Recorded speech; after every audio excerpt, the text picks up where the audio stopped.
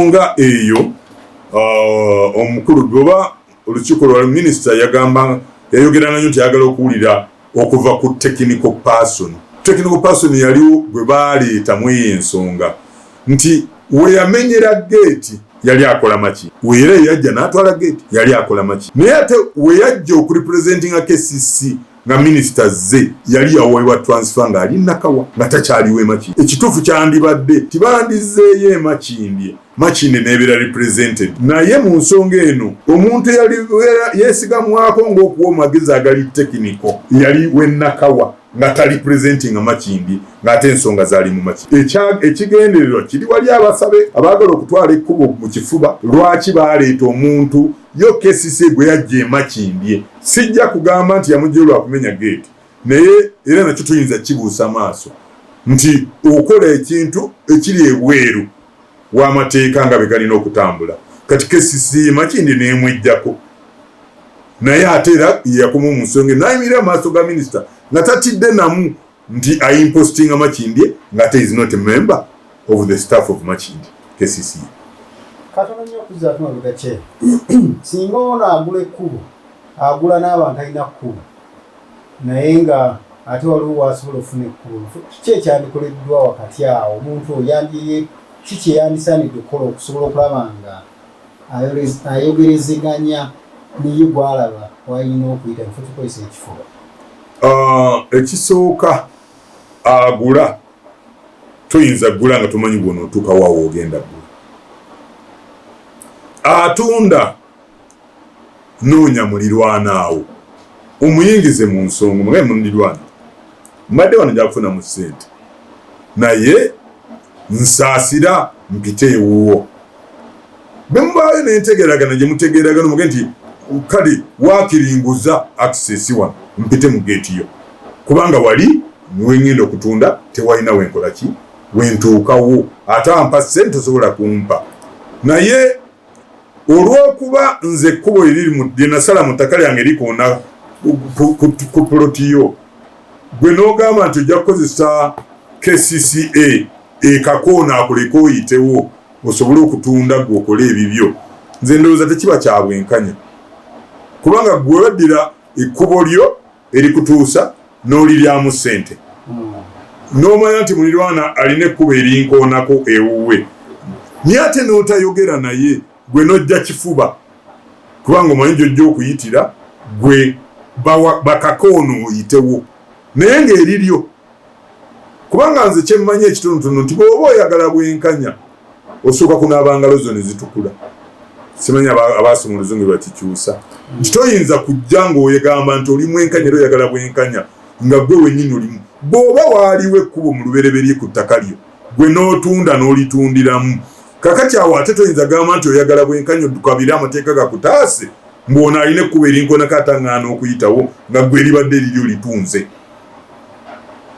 Y'ensonga esinga obukulu wano, otunze ekkubo ly'obadde nalyo ku ttaka lyo erikusaavinga oliriddemu ssente, wabula mu kifo ky'okujja oyogere ne nannyini kkubo nalyo eyiyita mu ttaka lye. Kubanga jjukira abaaliwo ku lunaku olwa minisita lwe yajja, omwami oyo gwe njogeddeko Okoloti ayagamba tekiniko agamba nti ono mukulu neiba yamalugameetinga ekkubo n'alissa ku ttaka lye. Ekitonotono kyemmanyi mu by'amataka, toyinza kuddira ettaka liri mu mannya ga Musoke n'oligatta ku liri mu mannya ga Kiwanuka.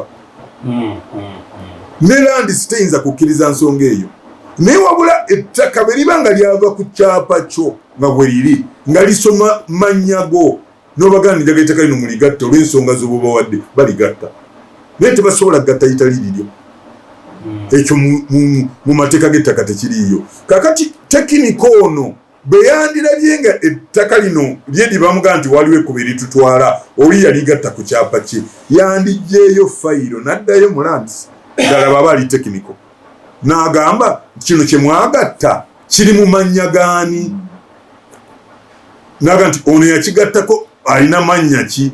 Bwe yandizudde ng'amannya agali ku gye lyayita ekkubo ne taito ono geegamu, yandisose n'agamba abamukutuma tyawe musooke muddeyo mwogere n'ono omuntu, kubanga n'ekkubo lyennyini lye muyita ekkubo lyammwe liri mu mannya ge.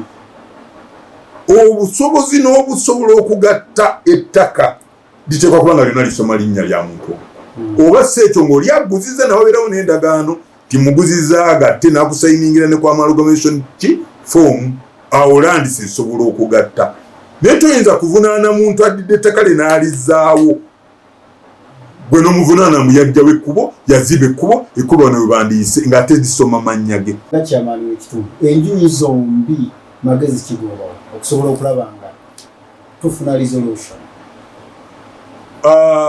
Si ndi chairman wa LC1 ne siri waggulu wa mateeka nga minister representing government bwe yagamba. Minister representing government yagamba nti agenda kutunula ku kye bayita kadasita. Yagisaba mukulu wa plot yaliwo nga technical person we Nakawa naye nga ate ali representing Makindi. Namuga nti njagala kulaba kadasita eyogera ki? Ntegete. Mu nsonga zino minister baba yagamba nti kiri ku kadasita kyajja okugenda nakyo.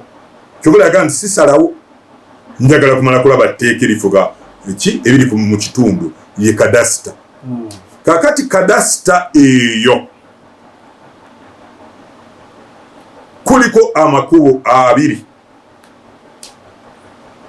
Kuliko ekkubo eryono gwe bavunaana nti yagatta ettaka ku kkubo ne kubaako n'ekkubo eri bano lye baatunda.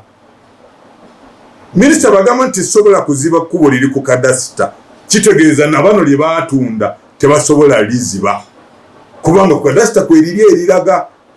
Kati gwe baaguza n'eyagula baba yagula ekkubo erali ku kadasita naye yali mu bukyamu nolwekyo magezi genyinza okuwa bano nti bagulewo ekkubo